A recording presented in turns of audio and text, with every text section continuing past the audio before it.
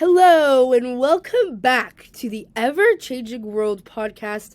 I'm your host, Ava Zanetti, and once again, it's another crazy week, as I think I say on every single podcast episode. I'm going to do a probably a longer introduction because there's some updates from last week's episode. Go check it out. It's a really short one, the shortest one I've done. It was short of half an hour. But I was really sick, and I'm also going to explain that in today's episode. Let's just start with that. So, as you can tell, my voice still isn't 100%. I'm still a little bit stuffy, but I am much better.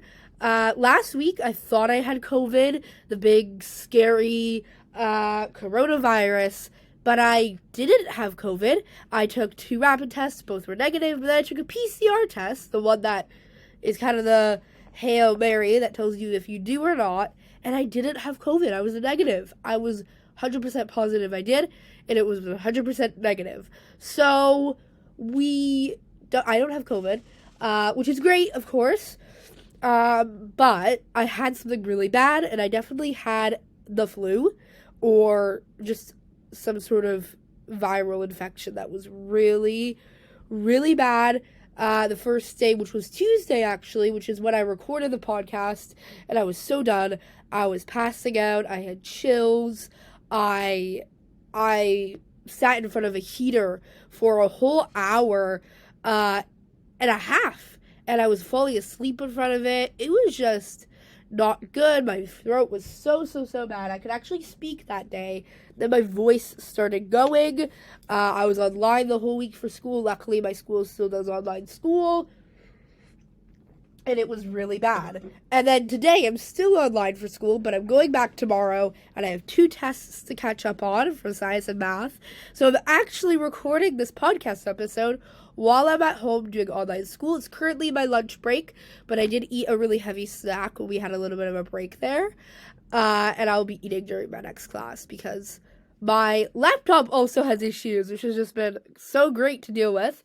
To talk about that briefly, my laptop, if you didn't know, I had to get a completely repaired.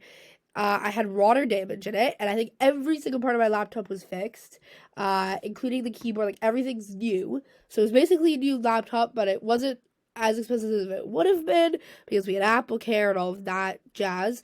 But I can't hear any volume. For some reason, I have this really weird bug on my computer where the volume, like, I can't hear anything. I can't even hear my Zoom classes, and I've kind of just been winging it, so that's what we're doing right now with the podcast. Usually, I test it on my computer to see if the audio is working. I will go and I will do a little bit of because I use a audio app that's on my computer, so I'll do a little testing, 1, 2, 3, check, and I couldn't check it today, so that was really frustrating. Though I did a loop because I saw my microphone was on, and then I also see through this app on my Mac, which is what I use, QuickTime Player. It's really great if you want to go into the podcasting world. But I saw oh my gosh, I'm so sorry. If I cough during this episode, that's a little bit of a warning, I guess. I'll probably be coughing and drinking water a lot more than I usually do because I'm still getting over, like, the last little bit of the flu. So still kind of in my throat. And I haven't really been active, right? I haven't ran since last Monday. And I've been really sick. And I've just been really upset. So I want to try and get back into that too. And I don't particularly... I need to record my podcast. So... anyways, that's besides the point. So I figured out that I would message myself, like, I messaged myself the audio recording, my test audio recording, sent it to myself, and it worked. So this should work. I will test it once it's fully uploaded as well. We should be fine. And I guess if there is audio issues, you won't even hear this anyways, but it should be fine. So if you're listening right now and you can hear me speak, then all of my worries have been washed away. Though, it just has been so stressful. Because I paid so much for this computer, too. I think it was, with Apple Care, it was over 400 Canadian, to fix it. and it would have been, I think, $2,000 if I didn't have Apple Care, which at that point, just get a new laptop, right? Like, you're practically buying a new laptop. So, anyways, that was a big issue. But there is some new updates from last week's episode. I don't know if last week's episode is even listenable. I didn't even re-listen to it because I was so sick. But if it is listenable, go listen to it. If not, I'll do a little bit of an update on last week. Since today, by the way, we're talking about NFT scams, which I had prepared to do last week, but I was so sick I couldn't do it justice. So, the big news, which I missed since I did the podcast episode last week, and it's the big news this week, which I thought was so funny, but to give an update, Elon Musk has officially bought Twitter. Last week I talked about how he was going to buy Twitter and his whole little spiel with the Twitter people and how he was gonna go to the board of directors. He bought 9%, which him buying 9% of the company was huge news since he was the biggest shareholder. But now officially he bought it. So the whole deal when they gave out this whole thing was so he said, I will buy Twitter, I will make it private, I will do XXX. But if you don't let me buy Twitter, I will get rid of my 9% share, and, then your stock just tanks and everything goes to hell. So, that is what happened, essentially, and Twitter actually let Elon buy them out, which was really crazy. So, they've actually reached an agreement, and they officially bought it. So, Parag, I don't know if I'm pronouncing his name, but he's the CEO of Twitter. He put out a statement 21 hours ago, as I'm recording this, which is Tuesday, April 26th. He made an announcement. He posted this, actually, I want to give you the date. He posted this 2:54 p.m. Eastern time, I'm pretty sure, April 25th. He said, Twitter has a purpose and relevance that impacts the entire world. Deeply proud of our teams and inspired by the work that has never been more important. So he's really kind of just like tiptoeing around the fact that Elon bought it, and he just says, it's really important. He's a CEO, he kind of has to do that. But Elon kind of, he made all these statements. He was like, I hope even my worst critics remain on Twitter, because I think that's what free speech means. So his whole shtick with this is that he is going to make free speech relevant on this platform, even though it's privatized. There's a few things with it that people disagree with. I won't go into the huge nitty-gritty of it. You can look it up. But he, really wants to have Twitter for that free speech reason. So a lot of people think, if you remember a few years ago, it's a few years ago now, which is crazy, but Donald Trump got banned off of Twitter and all platforms because of that whole Capitol Hill riot and that whole spiel. I think that was last year. I don't remember. But it was some time. Actually, no, sorry, it was 2 years ago. That was so long ago. Anyways, he was banned off Twitter. So a lot of people think Elon is going to allow Trump back on Twitter since that's his whole spiel with this idea, is that it's going to be complete free speech. But people are also worried that people who are, let's say, maybe Nazi followers or all these bad things are going to be allowed on Twitter. There's not going to be rules, and it's going to be like the Wild West of the internet. Which Twitter, let's be honest, already is the Wild West of the internet. That I think adding even more of a Wild West aspect with kind of just letting it be a free-for-all might not be the greatest thing. Though, I guess we will have to wait and see kind of how Elon unlocks this whole thing. So, Elon also had this huge thing where, oh my gosh. Okay, also, I do really hate the Twitter update. So, Elon, if you're listening to this for any reason, or if anyone who knows Elon for any reason would ever listen to my podcast, I mean, this was just so... I just hate the new Twitter update that is like full screen. Anyways, so Elon also, 3 days ago, this was before he bought Twitter officially, he tweeted, an image of Bill Gates on the left, and then an image of a pregnant man on the right. An emoji of a pregnant. So the left side of the image, the left panel, is Bill Gates, and he's in a blue shirt, and he's looking a little bit heavier, right? He has kind of like a belly, a gut. He looks like he could be, if you want to compare it, pregnant. On the right side is an emoji of a man who is in a blue shirt who is pregnant. So he's completely comparing that Bill Gates is pregnant in this photo, whatever. And he tweets with that image, in case you need to lose a boner fast, right? So then he posts underneath it, Shadowban reviewing the council tweet with like a bunch of people in robes.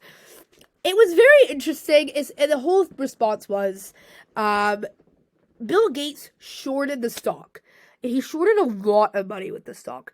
That was because Bill Gates presumed that Elon would not buy Twitter and that he would remove all of his shares, which was a pretty smart move. Like, if you were a business person and you were seeing this person and wanting to buy a whole company for $44 billion, you'd probably short the stock too. But the whole thing was, I guess, Bill Gates kind of doubted the fact that Elon would actually fully buy Twitter, and him shorting the stock in that amount of money really just showed that, oh, he thinks Elon is not going to buy Twitter, and Elon's going to give up all his shares. So Elon kind of made fun of him.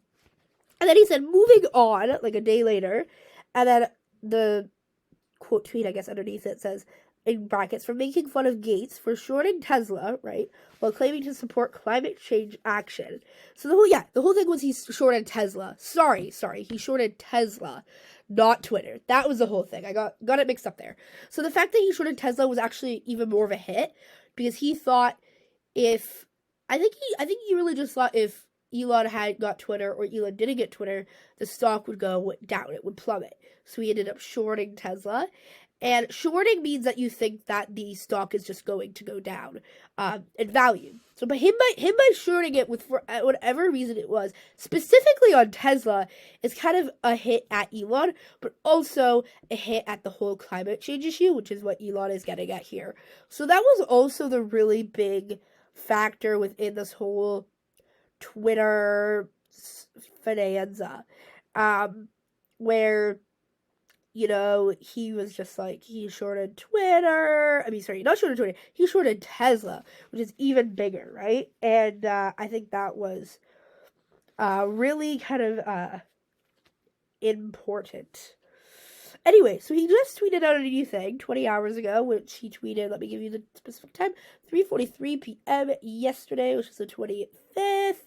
And he said, yes! And it has rocket emojis, star emojis, and a heart emojis, and he's very excited about this, and he says, good, this is the picture that he has, and I'm going to read it. So, quote, free speech is the bedrock of a functioning democracy, and Twitter is a digital town square where matters vital to the future of humanity are debated, end quote, said Mr. Musk. Quote, I also want to make Twitter better than ever by enhancing the product with new features, making the algorithms open source to increase trust, defeating the spam bots, and authorizing all humans. Twitter has tremendous potential. I look forward to working with the company and community of users to unlock it, end quote. So that was his whole tweet. He, like, screenshotted that picture of, I guess, a company, or I guess an article writing about him, and then he kind of just reposted it. And this is his whole statement with Twitter once again, and he's basically saying, you know, these are my goals with Twitter. So if you want to get a bigger picture, he's really just trying to make it more free speech and fixing the spam bots and kind of other things with Twitter. So, you know, this thing is kind of huge, and he offered the price of $54.2 per share. So I believe it came out to $44 billion that he bought it for, which is crazy. Then this whole hashtag delete Twitter is coming out, and it's like, guys, some people are like, I'm gonna delete Twitter, because, you know, Elon, and then some people are like, don't be a snowflake, why are you deleting it? You know, I don't know. It is really true. I agree. Like, if you don't agree with someone owning the platform, like, the whole idea this man has is free speech. So, like, why don't represent your side of the story of it? So, okay, so the whole thing is a lot of leftists. I'm just saying this as a stereotype, I guess, right now, or, like, what we're seeing majority of. Most of the left or leftists are against Elon buying Twitter. Most of the right or like conservatives, Republicans, are for Elon buying Twitter. So that's kind of the whole thing. And a lot of people are saying, I'm leaving Twitter. I'm not going. And it's kind of stupid. Because it's like you are being restricted. No one's doing anything in that manner with you. And it's just like, why are you leaving Twitter just because a person bought it, right? This is not you.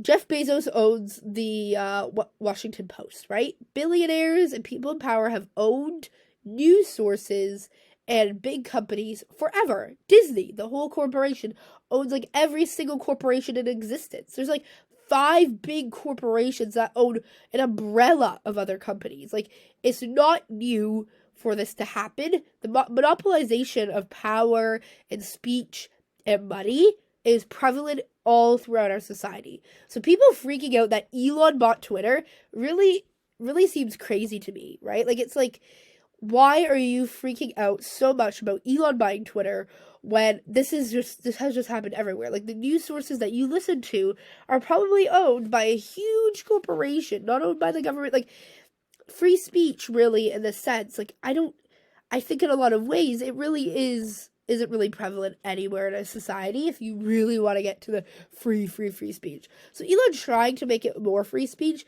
no matter if you agree with the way he's doing it or not, probably is good for our society. I think that we do need that. Though I do disagree with, like, Nazis being able to go on the platform, though you could argue, well, Ava, that technically is free speech if you're letting everybody speak their mind. So it really is interesting. I really want to see how this pans out. I don't think there's really too much more to say about this, since I do want to talk about the NFT scams and not just make it another Elon episode, though I think I could talk about Elon Musk every single episode of every single podcast. But overall, I personally think that this whole Elon Twitter battle is great. I am pretty excited, and you know, I really want to see this prevail. So, you know, I am really excited to see how Elon does this, and I honestly,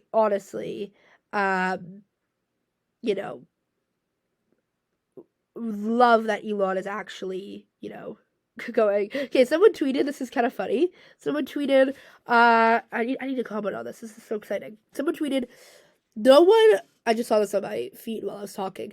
No one leaving Twitter if Elon buys it, LOL. Where are y'all going? Facebook? Dead emoji? I think that's the funniest thing. And then they said, this is how people say outside think they look, and they're like this mind-blowing emoji. I think it is a stupid reason because it's owned by Elon. Like, what's Elon really gonna do? Like, he's giving you free speech. Like, use your free speech. Like, you know? Like, I just, I just think it's, yeah, someone said, as long as it's ad free, like, IDGF, AF, if a worm owns it. Okay, your opinion could be if he's a worm or not, but who cares, right? Like, if you don't like Elon leaving it, actually just speaks to you being pissed off about this free speech thing more. Like, it's really like, if you want to stand your ground on whatever opinion you have in your life, stay on Twitter. You know what I mean? Like, why are you deleting it? You know, like, I think it's funny, but I personally think it's gonna be a great thing, and you know, all of this. So, Jeff, I think Jeff is supporting it. Yeah, so we're looking at this regarding complexity in China for Tesla. Actually, I should probably look into this more. I don't know what he's talking about exactly. But a lot of people that I follow are personally thanking him, so I guess you can see my take on this. You know, but I think it's going to be a good thing overall. And you might disagree, but that's okay. Because you know what, like, I guess it's kind of, you know, but they're talking about how China might have some leverage, and Jeff kind of said, but we'll see. Musk is really good at navigating this kind of complexity. So Jeff Bezos is kind of on Elon's side as well. Obviously, they're kind of billionaires. I don't know if they're friends, but I'm sure they've talked a lot. So, you know what? personally, to end this off, I just think this is honestly a great thing. I think that if you are leaving Twitter just because you know, want to not be on here because of Elon, I think that's actually a worse thing than just being on Twitter and enjoying your time. Anyways, that's my 2 cents on my 20 minutes on Elon. I will probably talk about this again as the case develops, so if you want to keep on it, this will probably be my introduction, but I'm going to officially talk about NFT scams. So if you haven't listened to my full NFT episode, I explain what an NFT, what the heck, why do we have them, why they're stupid, or maybe why they're not, 2 weeks ago. So if you want to go check out that episode, it's episode 15, it's called NFTs, or something along the lines of that. Go check it out. And now we're officially going to talk about NFT scams. Finally, I promised this last week, but we're going to do it now. So, the scams that I particularly wanted to look at, the big ones, were kind of like I did last time with my cryptocurrency episodes. Again, I would recommend listening to that episode because cryptocurrency is really heavily tied in with NFTs, as well as the cryptocurrency scams. You can kind of get an idea for what these people are doing with the scams. But I do want to say that usually the people that I look at are YouTubers, because I find that YouTubers are the biggest scammers in this world because they have a lot of influence over a young audience. So what usually happens is these influencers kind of can control their 8-year-old, 9-year-old, 10-year-old, whatever, even 15-year-old, even my age bracket, their age group that are pretty impressionable, right? They'll listen to these YouTubers and be like, oh, look, they have a big house, they have a big mansion, they have, hot women around them, they, I don't know, have cool cars, they're rich. If I buy one of their NFTs, I'll be rich too, right? Or if I buy one of their new projects, I'll be rich too. Obviously, that's not how it works. You won't be rich if you buy one of their NFTs. It's probably a scam. But you know what? That's how they can use their audience. And they might deny it. They might say, oh, I didn't know my young, impressionable audience would buy it just because it was me. They know they will deny it, but that's just how this YouTuber world works. It's really even more heavy than because advertisements for kids have been around forever, but they have been really on TV, especially in recent decades. They have been really, really strict because they know that kids are impressionable. But YouTube is kind of again, the wild, wild west of the internet, just like Twitter is right now and will always be, because it is so free. And it is, obviously there's things that are kind of restrictions, but we have which I probably will talk about in an episode, we have a lot of channels, YouTube channels that are for kids, and they're family channels. These family channels that are so horrible. They have these thumbnails where they're like, my kid is drowning in a pool, and they don't do that in the video, but it is this horrible clickbait and these horrible things that are being advertised to children. So when a YouTuber let's say Logan Paul, again, these are not, I don't know anything particular, these are just articles that I'm reading and giving you information. They may not be scams, I don't know, this is just my personal opinion, so putting that out there for, I'm not, these are all accusations. I'm not sure if these are all true. So take this all with a grain of salt. No, we do know for a reason that we can make assumptions that a lot of these are scams. Or if you just think the NFT world is a scam overall, you would probably think these are scams. Though if you really do agree with the idea of NFTs, you probably, won't think these are scams. But I guess it's all opinion. So first, the big thing I wanted to talk about is this article which kind of talks about the different types of NFT scams. This is pretty similar. This is from CBC News, by the way. This is pretty similar to the way cryptocurrency does scams, and go check out that episode because I won't go into super detail about this if it's similar. But the first one is a rug pull, and I talked about this with the crypto, but it's the same with NFTs. So this is when they kind of okay, this is the example. Here, let's do this. So, one of the most notorious examples is the Squid Game rug pull. So, Squid Game was that big show, and people have been kind of utilizing it to make money as people do for everything. So 2021 last year, this was unrelated to the people who made the show, but they had this kind of crypto, pay-to-earn crypto card game. So to fund this development, the team asked public investors to purchase a quote-unquote squid coin. So that this is a cryptocurrency example, but it's similar with NFTs, which at its peak was valued at $2,860. It plunged when the coin's creators abruptly canceled the product, citing stress, and disappeared with $3.3 million from the wallet. So usually what these people will do, the owners will buy a bunch of the NFT or the crypto at once. And then they will ask people to buy it. So the value goes up and up and up and up. So they're making a ton. And at its height, they'll pull all of their shares out. Boom, it plunges because now it's worth nothing. And everybody loses their money except for the people who began it. So that's how a rug pull works.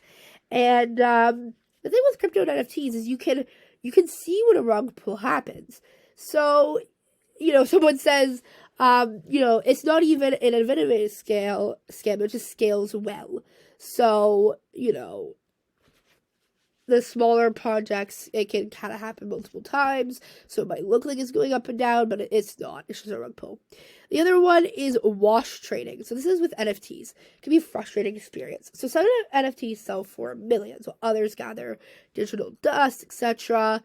So with NFTs, the goal of wash trading is to make one NFT appear more valuable than it really is by selling it to a new wallet the owner also controls. So this one is where, because the whole NFT market, if you didn't listen to the last episode, I'll briefly explain it, is you pretty much sell, NFTs don't really have much inherent value. You could disagree with that, but usually they don't have much inherent value. The way they gain value is by that buying and selling or trading back and forth between people.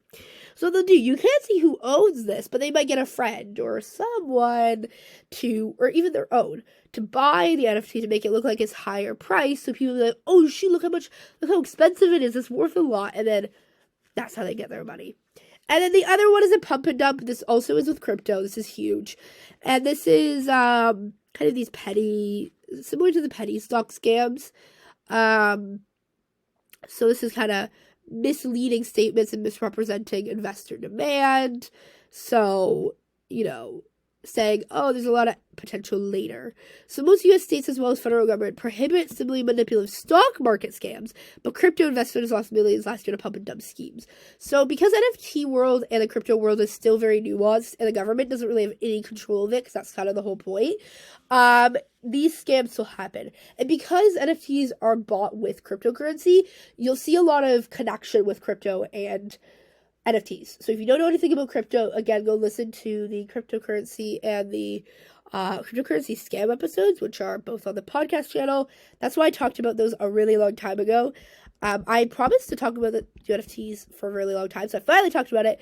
But, these things kind of happen that way. So, there's a lot of other types of scams, but those were kind of the main three that are also really prevalent with cryptocurrency. So, I want to talk about, Logan Paul. Logan Paul is a guy.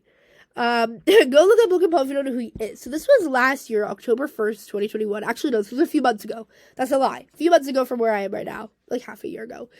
So Logan Paul is kind of this huge YouTuber that does a lot of shady stuff, or it seems like he does. So he used Adobe stock images and photoshopping as a part of his NFT Crypto Zoo project. So he had this project, and it was an autonomous ecosystem where owners breed, collect, and trade hybrid animals through NFTs. So this is kind of similar to those games that you might play when you're a little kid. Those games where you have little animals. I know my friend has one where it's like little cats and you feed them. But you're not like buying them. They're just like, it's a game.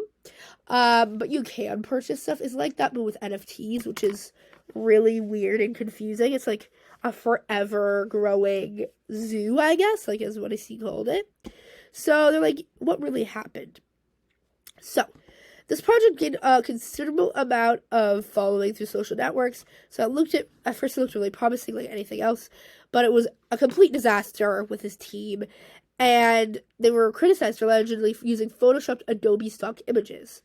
So we see a lot of people demanding refunds and why they can't see eggs they bought in their OpenSea or MetaMask. So there were a lot of issues with it. They were like, why can't we see what's happening? Why can't we see what's going on? So the sale launched on Saturday, or whatever this was, and it was about $3.54 million on the first day only. Only the first day they raised over $3.5 million. It sells over 3,000 NFTs for 1 Ethereum each. Ethereum changes a lot in price, so I don't know exactly how much it was worth, but they made over $3.5 million off of 3,000 NFTs. In addition, 3 holders would have a chance to win a Pokemon First Edition bundle valued at $40,000 that include a paid flight to attend the box break in LA. So, if you don't know anything really about Logan Paul, one thing you do want to know in recent years, he's been really into the Pokemon world. The Pokemon world, it might be something I'll talk about in the future.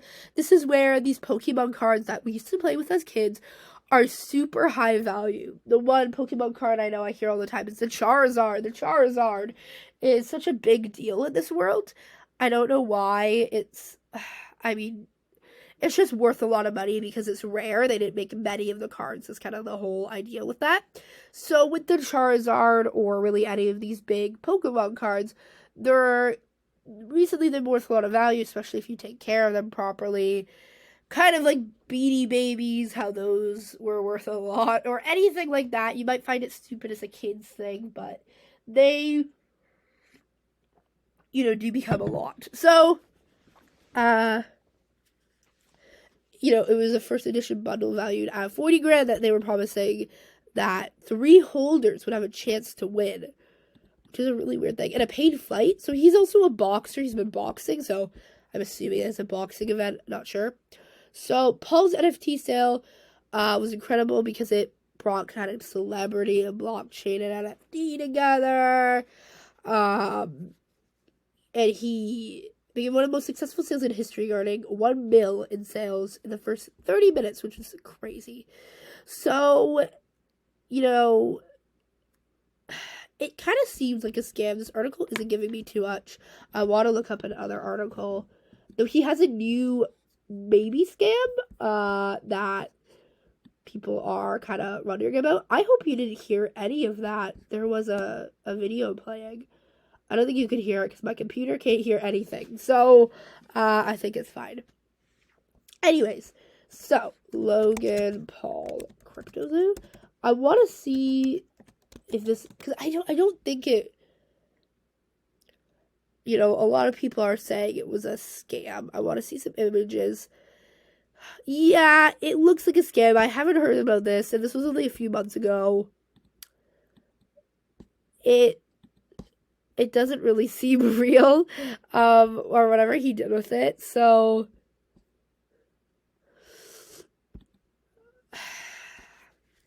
the website, the blog, it's like the latest on CryptoZoo. Okay, so they've been posting recently, but it doesn't seem like they've done much with it, like,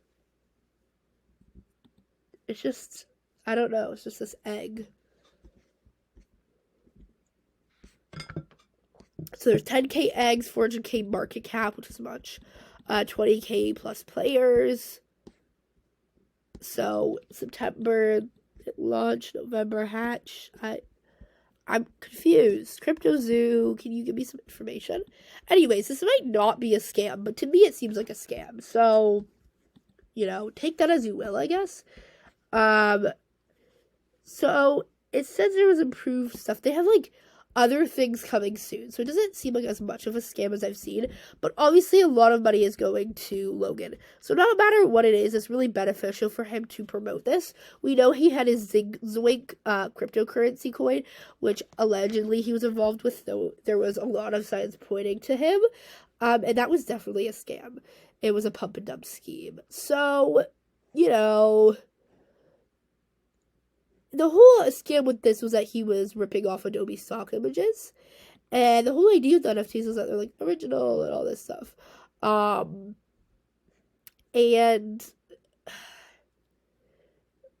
you know,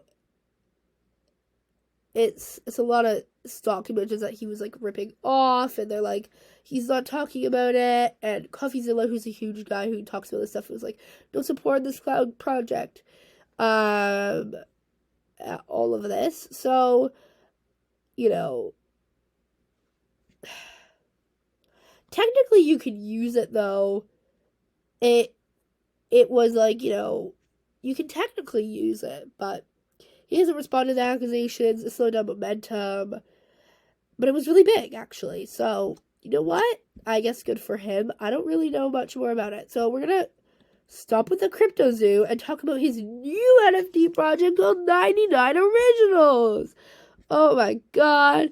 So, they just added a new thing. So, this whole idea was, okay, so Mr. Logan Paul is doing this thing where he is taking, so he had this whole video where he was super dramatic, and he was like, guys, I've realized I gotta live my life to the fullest.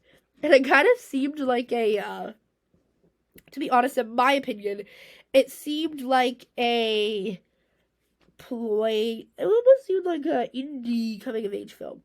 So I want to go to his Instagram to give you like the good details. I also want to mention this. So he calls himself an artist. So okay, anyways, he says in his Instagram bio he's a creator of this 99 Original project, founder of the Drink Prime, which is his drinking company, which I think he's done a really cool job with KSI on. Anyways, because that's the point. And Liquid Marketplace, which is the rarest collectibles in the world. He is a co-founder of this, I guess. I mean, he's really doing a lot, so good for him. But he hasn't talked about Crypto Zoo anymore, so I'm assuming he's done with that. So I'm assuming it's a scam, if so. He's really huge into this Pokemon stuff, though. Anyway, so this whole 99 Originals was like, he's like, my name's Logan, and he's like, my whole life I wanted to be the biggest entertainer in the world. And that's how led me to fighting Floyd Mayweather, whatever. Then he was like, you know what? It was supposed to be this big moment, and you know what? I feel empty. Felt like a moment. So 99 Originals is this thing he launched, or he hasn't even launched it, but it was supposed to be launched super recently. So I don't know what is going on. Like, it was supposed to be launched a few days ago or a week ago or something along the lines of that, and it still hasn't happened. So I have no idea. But okay, so he's doing this thing where he's taking an image every day for 99 days. Cute idea, whatever. A lot of people said, oh, okay, you know what? Like, it would have been a better idea if he wasn't used cryptocurrency, and that's why it seems like a scam. I think it would be a really cool book that he could have made, and it could be like a little bit of a memorabilia book. I think that could have been huge for him. A physical book where people could keep buying the book, right? His whole idea of this, though, is every day there'll be a new NFT picture. And obviously he thinks he's going to get more money off of doing this instead of making a book, which he probably will. But every day you have this image that Logan puts up, and then it gets auctioned off as an NFT. That's the whole big thing. So a lot of people think that is particularly a scam because it is an NFT, though I could kind of disagree with it. Currently, it does feel a little scammy just because he hasn't officially put it up yet, though there was lots of talks about it going up. Like, he planned for it to go up a long time ago, which I want to give you the specific date on that. It says that coming April 19th. Today is currently April 26th, which is a week ago, exactly a week ago. So he was supposed to launch this a week ago and hasn't been launched. So you might believe that this is a little scammy, but I just don't think they're ready yet, is what they said. So they probably should have given a date if they weren't ready yet. My opinion, don't come at me here, I guess. So all auctions will run for 24 hours and a 15-minute reset timer for bids placed within the last 15 minutes, so you can't, like, keep going. What do holders receive? Perks, whatever. Scan of the photo. Membership to originals, I guess. An ability to redeem the physical original. Okay, so they will get the picture. I guess, or like a physical, but I guess you can just print it off even if you don't have it. So, I mean, not really much of a bonus, but 99 originals is this Polaroids created over 99 consecutive days. So, every consecutive day he says this, he did it. I think it's really cool because I love the idea of the project. And the execution, I think, could be really cool. I just think the book idea would have been a lot cooler. But he definitely could do that after. Though that wouldn't take the value of the NFTs, I guess. But they said, it's an asset proven with scarcity and point of origin. So that's where they're coming at here. All originals will be traced back to Logan. So they're saying it's authentic. And there's contracts rarity. So that's why they're using NFTs. Though he's probably just using NFTs because it costs a lot more. This other thing that he's doing is Originals DAO, which is a decentralized autonomous organization with a shared bank account and cap table. So each original entity's the owner, a member seat in the DAO. Used to make collaborative decisions on how to spend funds. So I don't really know what exclusive chats, events, and opportunities. That is very vague. I don't know what you're gonna keep doing this with this, like, Logan. You know what I mean? Like, it is a 99 originals, and what are you gonna do after, like 99 non-originals? Like, I just, you know what I mean? Like, I think it is a kind of more of a one and done type of situation, or maybe he could do this every year, like 365 originals every year. I don't know. But he says it launches, and it hasn't. It just says coming soon still. So I'm just assuming that it's done for now. I don't know. But yeah, that's Logan. I mean, he's been doing a lot. He's I think he's a cool guy. He really clearly has great work ethic, and I mean, he has done a lot of scams in the past, a lot of shady stuff. This new idea I think is really cool. We'll see if it's a scam. So I obviously can't say anything because it hasn't even launched. So maybe it's not a scam, but you can argue that. Okay, the last guy I'm going to talk about today is this really interesting guy, Gary V. Gary V is someone who I have not talked about yet, which I've been meaning to talk about, but I guess it comes up. But his whole thing is V Friends. That is whole little shtick. Okay? So, V Friends, he's launching this thing. So, Gabby V is this guy who's kind of just makes videos about becoming rich and how to become rich. And his whole thing is like, I came from a middle class family and now I am rich. So, listen to me. That's his whole little shtick. I don't really know how to feel about that. I mean, it's an interesting shtick, I guess. A lot of people do it. I don't know. I don't want to accuse him of anything just yet, but whatever. So, this was in 2021, and he says, his whole thing was, Gary was like, we have V Friends. And the whole idea was that he was going to make a restaurant where you could only go into the restaurant if you have V Friends, which was a really weird concept in my opinion, because it's like, well, the restaurant, I don't think any restaurant is worth me paying like thousands of dollars just to like enter the door. So that was one of his big ideas with this. And the whole V Friends things, I might not go into super big detail about it, but it just seemed really fake. And people were like, this doesn't really make sense. But then there's also Gary V impersonators. So people are saying, oh, don't trust the impersonators. So that's the other idea with this. Anyways, there seems like there's some, market manipulation.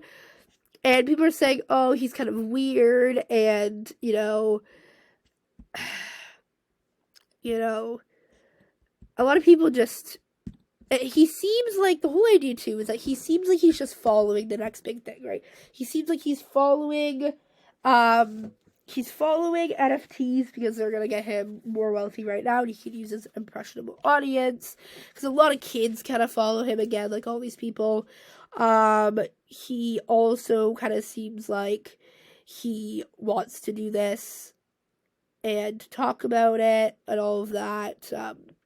He just talks about it, again, just to keep making more money. So I guess going on his Instagram might be a good idea, because maybe I can speak more to that. Gary Vaynerchuk. He has it in his bio. Thanks for telling me that. So, V Friends. Yeah, he He proudly talks about VeeFriends. He's kind of one of those meme guys who does all those pictures. Anyways, so it's an NFT project. Has a lot of followers on Instagram. 261K. That's really crazy. First kind. Web3 conference. Oh yeah, I wanted to talk about Web3. I'll probably talk about VCon next week or something like that. I don't want to talk about it now because I not much time left anyways in the video. But anyways, VeeFriends kind of has this whole thing where you buy an NFT and then you get access to this other stuff, which is kind of like a scam in and of itself, but I guess you could argue yes or no. The VeeFriends is like, there's also auctions with the VeeFriends, which is similar to the other ideas. It's interesting, I guess. I guess there's not super big size pointing to this as a scam.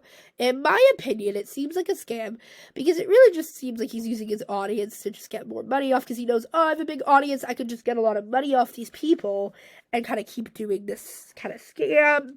That's what it seems like to me. I don't want to say that though because it could not be. This is not a huge, big Gary VeeFriends. Oh yeah, the other thing he did this thing where he drew kind of, I'm gonna be honest, really crappy images, and then he made them into NFTs, and it was like, it just seems like he's making anything into an NFT because he knows it's gonna make him money. Like he will make literally anything in his whole life an NFT, and then just because he knows it's gonna make a lot of money here. But I guess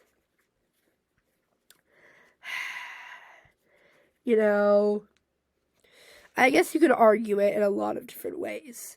But, you know what, Gary, I'm not a personal fan of him. Though I should probably do more research into him before I start accusing him of all this stuff.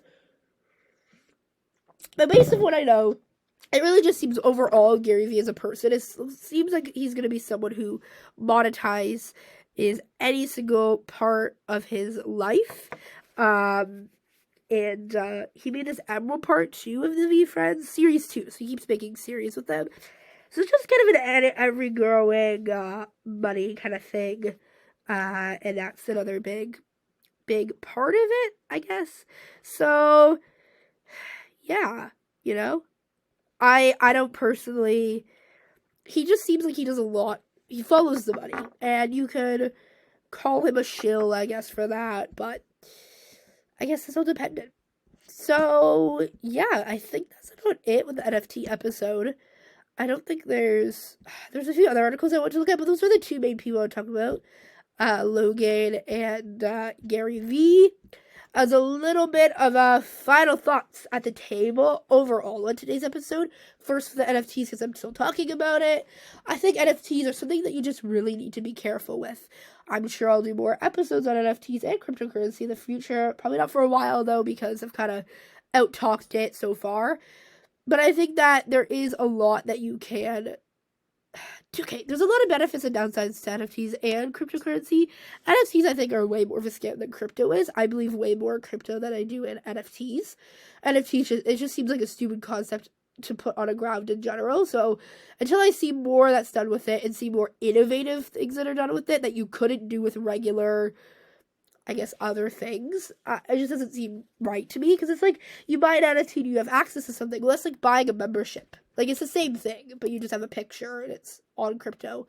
Right, so that's why it seems like more of a scam to me than these other things that, like, cryptocurrency seems less of a scam, though there's tons of cryptocurrency scams. So, yeah, I think that's kind of the big idea here, and those are the things that I want to mainly talk about, and, kind of get at. So, anyways, also, Elon Musk. So I probably will talk about Elon again next week if there's more developments. If not, maybe not. But Elon Musk as well, I personally think, stay on Twitter. Like, even if you hate the man, I obviously am an Elon Musk fan, but even if you hate the man, I think it's almost worse if you get off Twitter, because it's like, he won, right, in a way? And it's like, his whole point of this is to make it free speech. So, use your free speech on the platform, and, enjoy that the platform has changed a little bit, because who cares, right? It really doesn't affect you who owns Twitter, who has the $44 billion in control in the palm of their hand. Like, it doesn't really affect you that much on a personal level when you're using Twitter day to day. That's why I think it's kind of stupid when people are like, I'm gonna stop using Twitter, because it's like, well, are you really? Like, is that really a good idea? Because, I mean, it's really not affecting you in any big way at all. So overall, with both, I think stay safe with NFT and crypto. You never know what can happen. I will talk about more. I think next week, as a little bit of a hint, I may be talking about Web 3 and Web 1 and Web 2, because this is kind of connected again to crypto and NFTs. It's all connected. But I might also not. I might talk about, I want to talk about narcissism, actually. I was thinking about talking about that. There's a few different episodes that I had in mind, as well as the Ukrainian war that's still going on, and nobody has really covered it as much. We're so into Elon buying Twitter, we forgot there's a whole war going on in Europe, which is insane to me, but I guess there's not as many big developments right now, so might not, but maybe talking about Web3, maybe talking about narcissism, maybe Russia, who knows, maybe if there's a huge Elon Twitter thing, I may be talking about that again. You never know. It's an ever-changing world, guys. Everything is always changing, and that's why it's a great time to be alive. It's great to talk about anything and everything. So anyways, that's the end of today's episode. If you want to go check out any of our past episodes, there's been 16 weeks worth or 4 months worth of episodes. They're about an hour each week, though last week's was shorter. Go check out every episode. They're all wonderful, of course, even if my voice is a little off. Hopefully my voice wasn't too off-putting today. I think it was pretty good, though. I think I only coughed once or twice, so should be good. And yeah, check out next week's episode. It's going to be a great one, as usual. Thank you all again for listening, especially for so long. It's been a really long time that I've been doing this, so yeah. Anyways, please connect, okay? Go to my Instagram page for the podcast, which is ever.changingworld. Again, ever.changingworld. Check out the Twitter, everchangingwor, everchangingwor. Though I use the Cambridge _bound. Again, Cambridge _bound a lot more. So maybe check that out. I probably retweeted something on Ever Changing World there too. And then the website is shows.acast.com/ever-changing-world. Again, shows.acast.com/ever-changing-world. Thank you all for listening to today's podcast episode. Tune in next week for another amazing episode. Have a wonderful day, and let the world always be changing. Thank you.